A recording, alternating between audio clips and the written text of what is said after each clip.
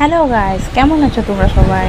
তো অনেক দিন হয়ে গিয়েছে আমি চুলটার পিছনে কিছুই করিনি, না হেয়ার কাট না কোনো স্মুথনিং।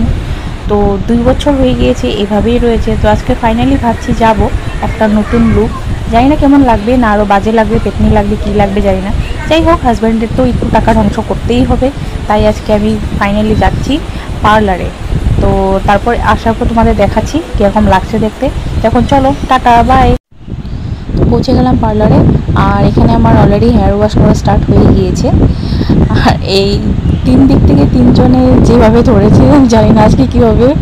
মনে হচ্ছে চুলের 12টা আজকে বাজিয়ে ছাড়বে। দেখা যাক কী হয়। টান টান, তো ফাইনালি ফাইনালি ফাইনালি আর ফাইনালি এটাই হচ্ছে আমার ফাইনাল লুক।